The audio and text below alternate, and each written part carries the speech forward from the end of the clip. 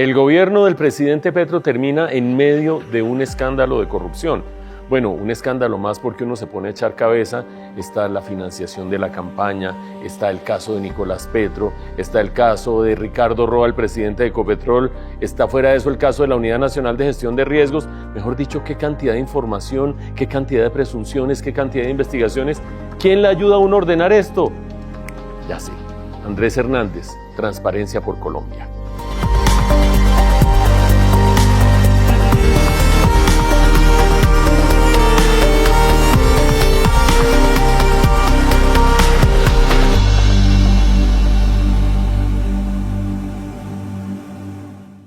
Andrés Hernández, director de Transparencia por Colombia, bienvenido a Entrevista Reina del periódico El Tiempo.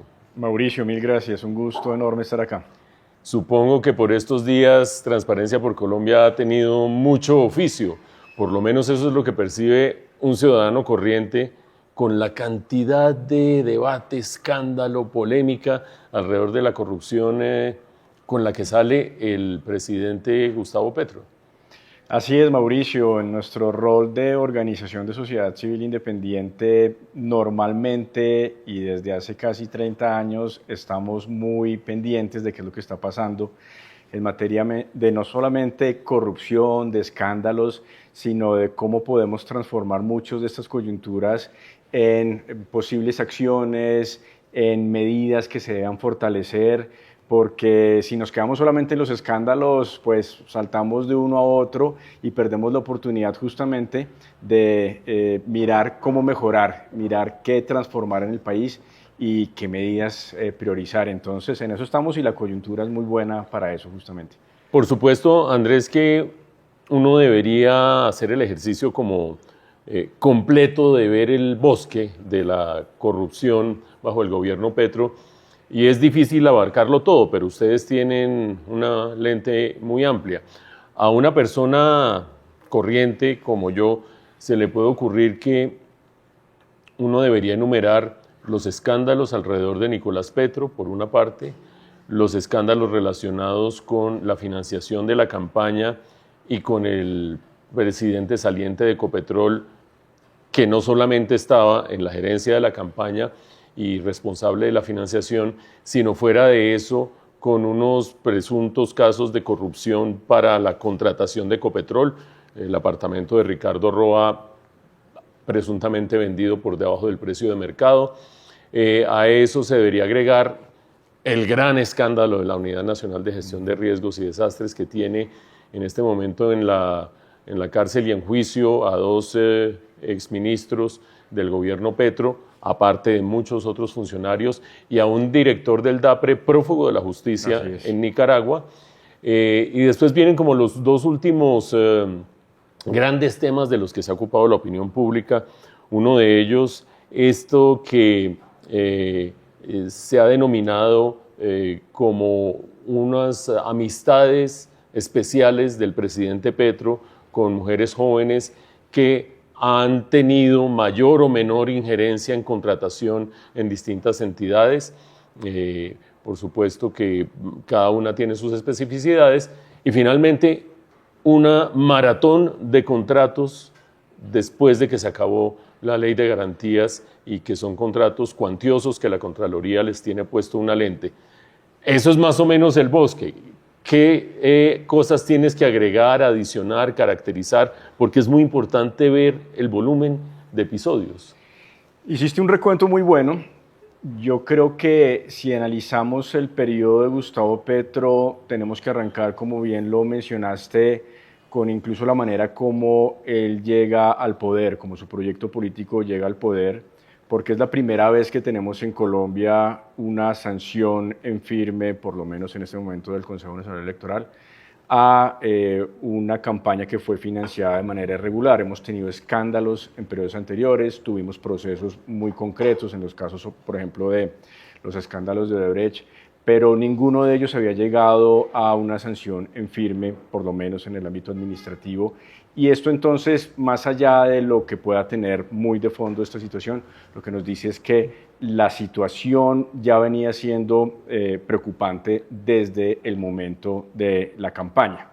Y como lo decimos en Transparencia por Colombia, una campaña muchas veces da pistas y sobre todo la manera como se financia de qué tipo de gestión va a haber a lo largo, en este caso, de un periodo presidencial.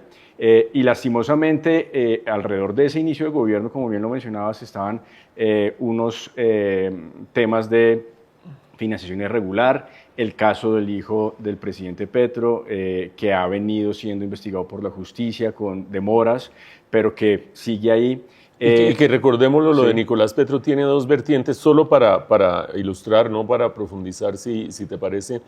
Una, la presunta recepción de dineros de personajes de dudosa reputación, pero sobre todo recepción de dineros que no tendría por qué estar recibiendo el hijo de un presidente recién elegido, uno de ellos con trayectoria narcotraficante, etcétera, etcétera. Pero además, Nicolás Petro con un contrato con irregularidades Así cuando es. fue diputado a la Cámara en su departamento. Así Entonces, ese episodio, ¿en qué va? Solo para dejarlo pisado, para dejarlo ya. ¿En qué va? Porque la justicia, ¿qué pasa en esos casos? Esas investigaciones están avanzando. La Fiscalía ha hecho un trabajo algunas veces cuestionado, pero esto ya más está en manos del juez del caso. Lo que nosotros identificamos, sobre todo en el que tiene que ver con la presunta recepción de recursos, que termina siendo un posible lavado de activos, tiene una dinámica muy activa por parte de la defensa, que ha hecho uso de múltiples recursos jurídicos para dilatar el proceso. Aquí el llamado sobre todo es al juez el proceso para que realmente se llame al orden, consideramos nosotros, para que este caso pueda avanzar mucho más. Y entiendo que el del contrato también está avanzando. Se había dicho que había cierto riesgo de vencer términos en estos casos, pero no, eso tiene que seguir avanzando. Pero entonces, volviendo al recuento, está el episodio de inicio de gobierno. Recordemos que ahí surge otra cosa relativamente rápido y es esa gran controversia alrededor de la llamada entre Laura Sarabia y Armando Benedetti, que nos vuelve a poner una situación muy compleja con respecto a la campaña presidencial, que nunca se termina de resolver, pero se habló de 15.000 millones de pesos que habrían entrado presuntamente a la campaña, que obviamente nunca fueron reportados. Y rápidamente entonces esto también se conecta con el caso propiamente dicho de Laura Sarabia. Saltamos rápido también al de unidad de gestión de riesgos, que le agrego a lo que mencionaste, y es que es un caso que, en comparación con lo que hemos visto en otros gobiernos, claramente la corrupción no solamente el gobierno Petro, nuevamente lleva no solamente a exministros y funcionarios de altísimo nivel del gobierno, sino un presidente de la Cámara y un presidente del Senado a estar privados de la libertad, y a un grupo de congresistas investigados, algunos de ellos también en este momento privados de la libertad. Y eso es gravísimo porque aquí ya no estamos hablando de recursos, de platas, de decisiones, de tráficos de influencias, se rompe la separación de poderes, ¿no? A través de un esquema de corrupción. Y recordemos el episodio con presupuesto de la Unidad Nacional de Gestión de Riesgos. Se estarían planeando desde la Casa de Nariño otorgar contratos solicitados por congresistas que hacían parte de una comisión que tenía que autorizar la financiación externa del gobierno, es decir, compra de favores presuntamente de congresistas para pasar proyectos del gobierno con esos recursos de la Unidad Nacional de Gestión de Riesgos. Y eso tiene en la cárcel a 2 exministros de manera cautelar por el momento. Sí. Tiene prófugo a Carlos Ramón González, sí, un exdirector del DAPRE, es decir, oficina de al lado de la del presidente. Mano derecha del presidente de la República. Prófugo en Nicaragua en este momento, y tiene a la cabeza y al director y al subdirector de la Unidad Nacional de Gestión de Riesgos también en la cárcel, y estos, presidente del Senado y presidente de la Cámara, también en este momento en manos de la justicia. Así es, y yo creo que es muy difícil decir que es el peor caso de la historia. No tenemos que irnos a eso. El caso en sí mismo, más allá de compararlo con otros, es suficientemente grave para que, como nosotros consideramos, la justicia siga avanzando. Está haciendo una tarea importante, tanto Fiscalía como Corte Suprema de Justicia. Sí, quisiéramos ver resultados mucho más rápido, pero creemos que están avanzando, que las cosas están No hay ninguna condena por ahora. Por ahora no. están funcionando muy bien los principios de oportunidad. La justicia premial aquí está probando que es fundamental para luchar contra la corrupción y esto sería clave para muchos otros casos. Que son el hablar a cambio de algunas prebendas, digamos, el conseguir más pistas, más información para saber hacia dónde van las cosas y poner a los que ya están en este momento en la mira a hablar de otras terceras personas. Así es. Pero bueno, si no fuera suficientemente grave ese caso, luego vienen otros escándalos, todo el episodio de Papá Pitufo. El mismo Gustavo Petro dice que lo ha denunciado, que es el que lo está persiguiendo, etc. Recordemos en qué consiste el episodio de Papá que Pitufo. Es una persona que al parecer con mucho poder y recursos había capturado las autoridades en los puertos del país para permitir que pudiera ingresar a Colombia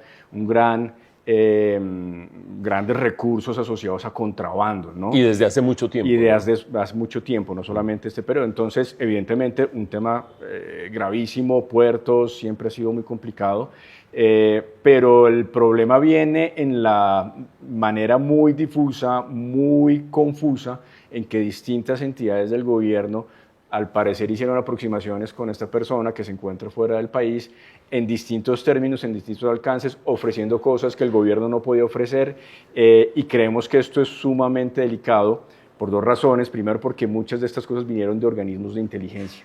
El presidente Petro dijo el 7 de agosto de 2022, vamos a utilizar la inteligencia para perseguir la corrupción. Eso no parece que hubiera funcionado en este gobierno y todo lo contrario, terminó involucrada en unos problemas muy complejos. Pero lo otro es que también estamos tratando esa complejidad alrededor de la corrupción, que no solamente pasar un sobre de dinero por debajo de la mesa, es cómo capturamos entidades, sectores, permitiendo que haya casi que criminalidad organizada funcionando, afectando a nuestra sociedad de manera conjunta. Y bueno, y así podríamos seguir con otros episodios, pero solamente... Pero quiero detenerme un momento sobre el caso Laura Sarabia, pues aparte de la conversación con Armando Benedetti de los 15.000 millones, donde Armando Benedetti dice, si yo llego a hablar aquí se va para la cárcel todo el mundo, que es una sentencia cuyo desenlace aún está por verse, digamos. Pero quiero ver si a ustedes en Transparencia les parece que es un caso de corrupción, por ejemplo, los interrogatorios ilegales a la niñera de Laura Sarabia en el momento en que se estaba investigando por una plata que estaba en la casa de ella en efectivo, etcétera, etcétera, y concomitantemente la gran cantidad de versiones que existen ante la perplejidad que produce que un miembro de la policía que sabía mucho de este caso se suicidó, de repente apareció suicidado en su carro. ¿Eso se puede tildar como corrupción o es parte de un andamiaje que permite la corrupción? Nosotros definimos la corrupción como el abuso de un poder, normalmente delegado, o alguien que ha llegado a una posición de poder, para beneficio particular, afectando el beneficio colectivo. De entrada, el abuso del poder ya está muy cercano a lo que entonces se habla normalmente o se entiende como corrupción. Y aquí lo que vemos, por ejemplo, es que al parecer se utilizaron unas funciones de policía, unas funciones de investigación para favorecer el interés particular de una funcionaria. Recordemos que termina la niñera de Laura Sarabia implicada en una situación muy compleja y termina afectando además el caso del suicidio del coronel de la policía y esto termina también pues, en una gran controversia y uno de los primeros grandes desprestigios en el círculo cercano de la administración del alto gobierno de Gustavo Petro. Sin lugar a dudas, el abuso de poder es hermano de la corrupción.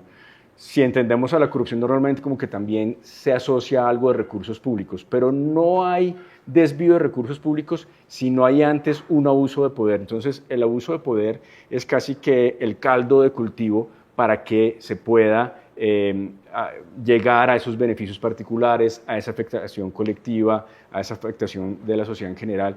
Entonces es muy importante aclarar que no siempre la corrupción se manifiesta en unos recursos perdidos, pero que sí está muy asociada a abusar de unas funciones que han sido entregadas. Recordemos que estas personas llegan ahí porque las elegimos y nos están defraudando, y esa defraudación, sin lugar a dudas, está dentro de la definición propia de corrupción. Saltamos un poco adelante y no sé si tengas en la mitad algún otro episodio a lo más reciente relacionado con otra directora del DAPRE, Angie Rodríguez. Acordémonos que ya llevamos 3, llevamos a Carlos Ramón González, llevamos a Laura Sarabia, llevamos a Angie Rodríguez, y hago el recuento porque es que el director del DAPRE está al lado del presidente. Así es. Físicamente, Así es. en términos de organigrama, en términos de toma de decisiones y obediencia de órdenes. Y esta semana Angie Rodríguez puso una demanda al presidente en la Comisión de Acusaciones con más de 10 hechos que ella pide que se investiguen, pero uno de ellos tiene que ver con esto que estás mencionando, con abusos de poder, con amenazas, con un comportamiento, y el calificativo es mío, no de nadie más, cuasi mafioso de parte del presidente, presuntamente en conversaciones con Angie Rodríguez, recordándole su pasado guerrillero, diciéndole, maltratándola, etcétera, etcétera. Eso parecería pertenecer a esa categoría que tú denominas abusos de poder, en caso de demostrarse todo ello, que son los que permiten actos de corrupción.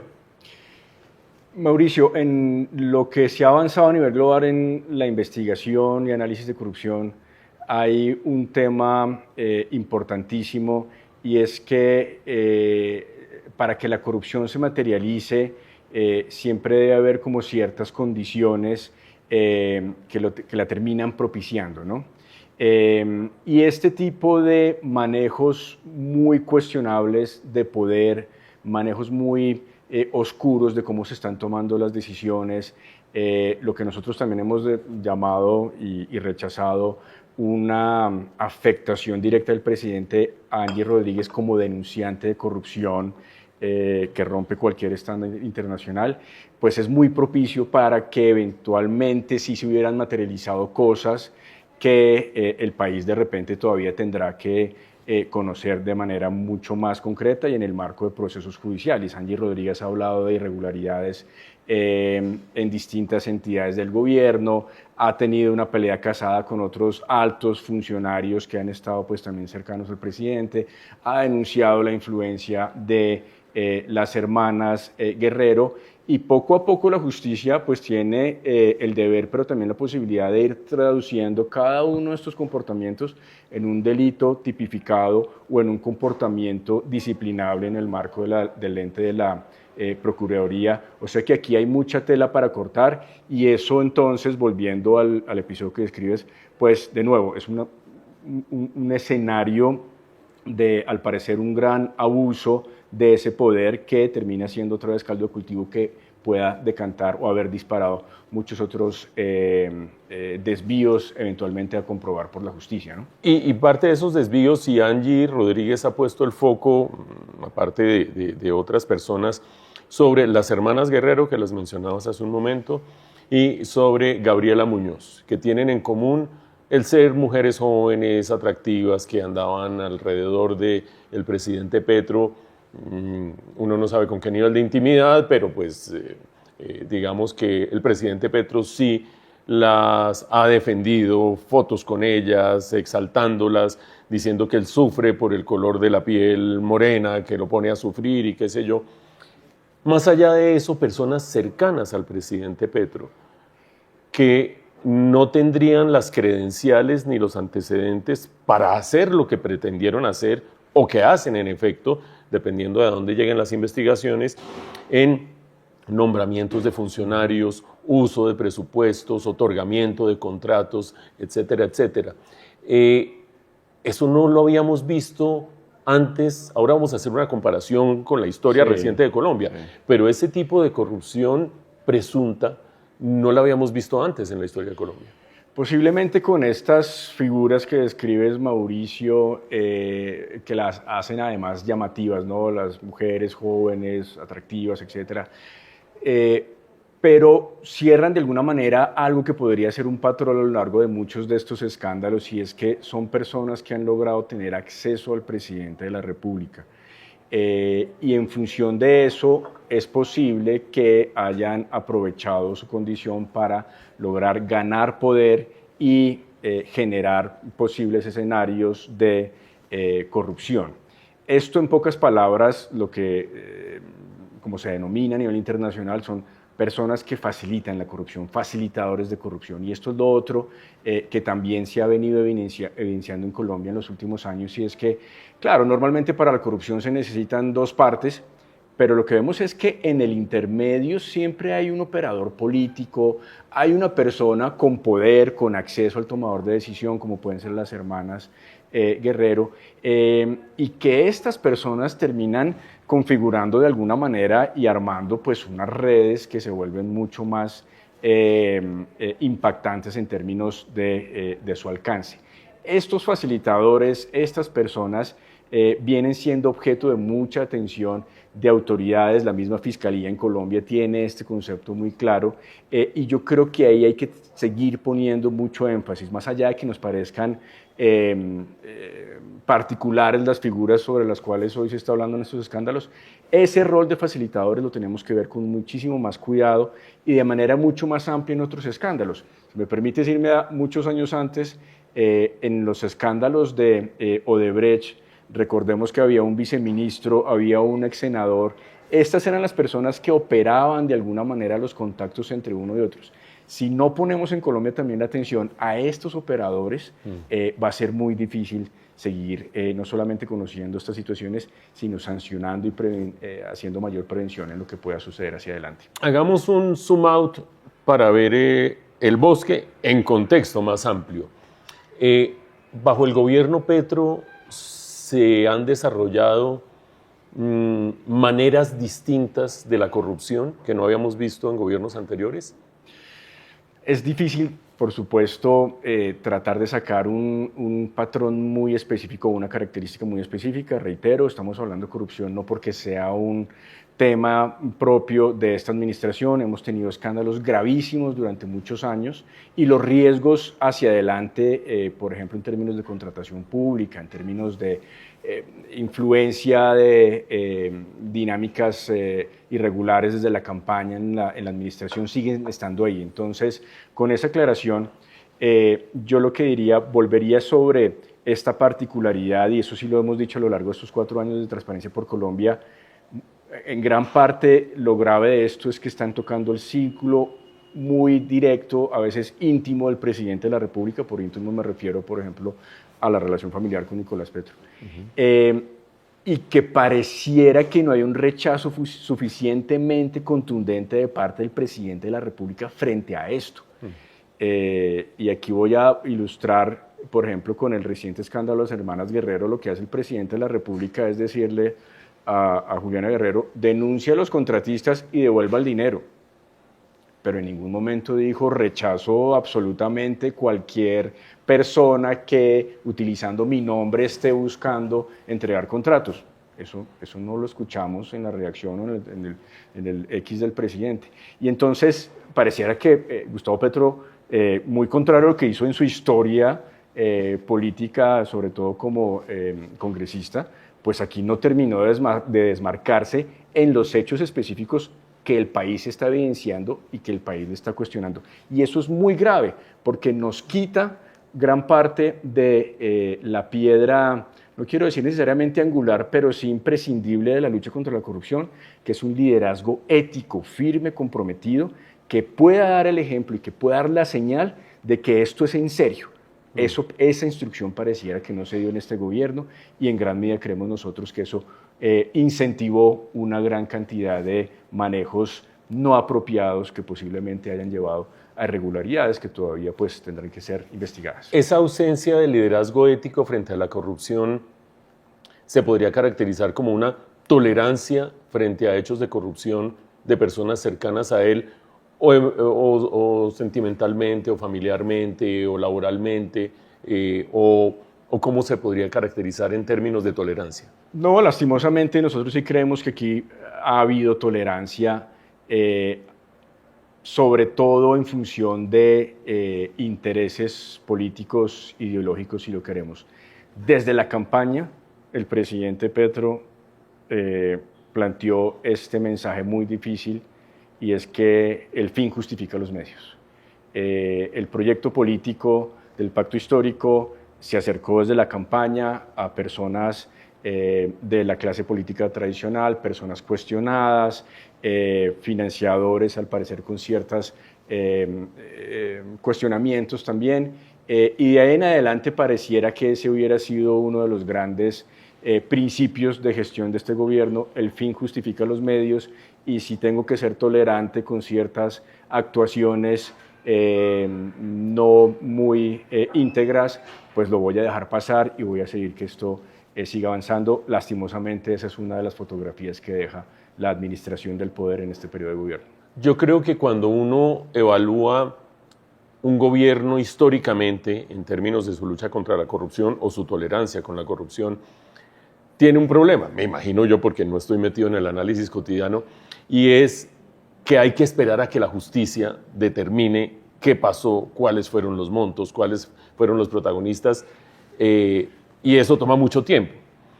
Mientras se saben exactamente los montos, las condenas, quiénes sí, quiénes no, que puede tomar mucho tiempo, ese sería el rasgo distintivo de la corrupción en el gobierno Petro versus otros gobiernos. El fin justifica los medios y eso permite ser tolerante frente a actos de corrupción. Puede ser mucho más evidente en este gobierno, de repente en otros momentos también lo hemos visto, pero no ha sido tan evidente, no ha sido algo que uno pudiera deducir de manera como tan rápida. Aquí yo creo que de todas formas hay que contextualizar en que el país estaba viviendo, y sigue viviendo por supuesto, pues un momento clave en términos de haber tenido el primer gobierno de izquierda en el poder, y creo que mucha gente llegó con esa convicción de tenemos que hacer lo que sea para mostrar que nuestro proyecto político es vigente y que se tiene que mantener. Y cuando uno habla con personas cercanas a ese proyecto político que son autocríticas de lo que ha sucedido en términos de corrupción, en buena medida tienden a reconocer eso. El gobierno y la administración del proyecto político, incluso algunos altos funcionarios del gobierno lo han dicho, no ha sido lo suficientemente claro y firme en rechazar esas prácticas con las cuales que había criticado en la campaña, que había criticado en su pasado, pero que en la administración del poder las volvió a incorporar: clientelismo, tráfico de influencias, abusos de poder, opacidad. No quiero decir que todo sea negativo, pero sí son patrones que están ahí y que pues esperamos que ojalá se puedan transformar en el país. Andrés, dos preguntas finales. La obvia es, ¿Colombia está mejor o peor que otros países latinoamericanos en términos de corrupción con estos hechos que hemos reseñado en los últimos 20 minutos? Gracias por mencionar eso, porque hay que cerrar de todas formas cualquier conversación sobre corrupción en el país con algo que suele decir el presidente de Transparencia Internacional, François Valerian: la corrupción no es inevitable. Todo esto que hemos estado hablando no quiere decir que estemos condenados, no quiere decir que la corrupción esté en nuestro ADN, no quiere decir que no haya nada para hacer.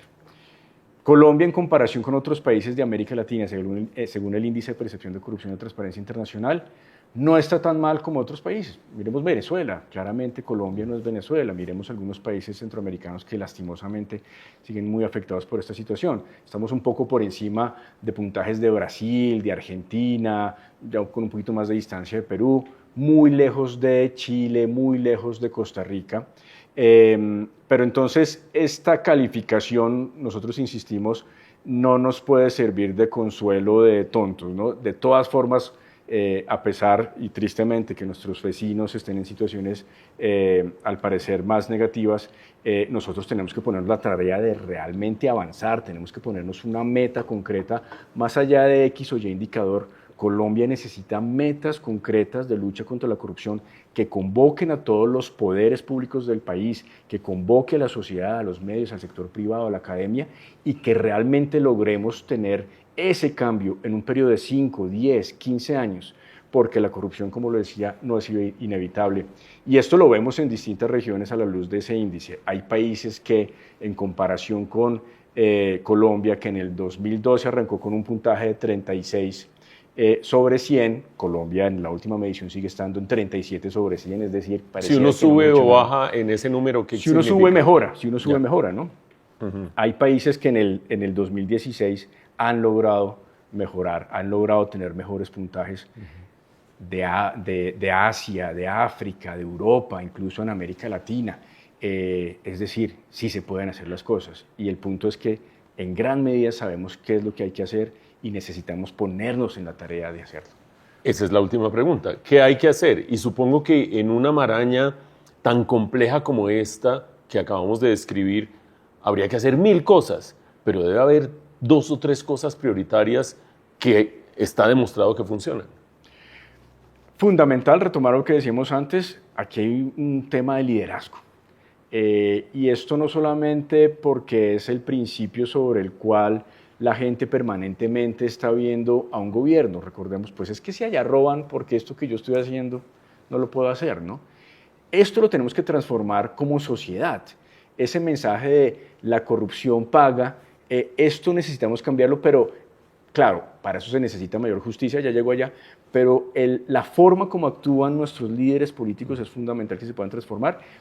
Todos los cambios de gobierno abren esa posibilidad, no quiero hablar ni a favor ni en contra de lo que estamos viendo en este momento, pero todos los cambios de gobierno ofrecen esa posibilidad. Ojalá recuperemos ese liderazgo.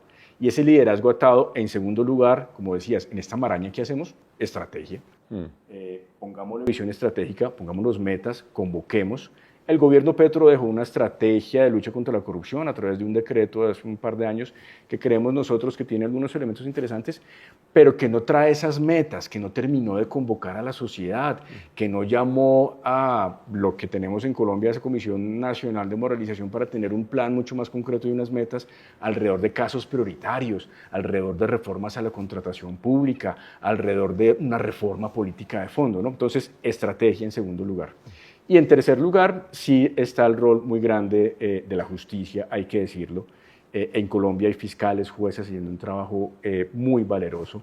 Luchar contra esas estructuras es muy complicado, pero al mismo tiempo hay que decirles que necesitamos más resultados. Necesitamos que agilicen, necesitamos que los casos complejos puedan tener equipos y capacidades que avancen con mucha más agilidad y que de nuevo no solamente pongamos a los responsables en la cárcel, que recuperemos los recursos, que se reparen a las víctimas, sino que esto sirva de disuasión para que las cosas no sigan como están. Sin lugar a dudas, el reto es grande. Ahí hay 3 fórmulas macro que parecerían ser parte de un paquete fundamental para enfrentarlo. Andrés Hernández, director de Transparencia por Colombia, muchas gracias por haber estado en Entrevista Reina del periódico El Tiempo. Mauricio, un gusto enorme. Muchas gracias.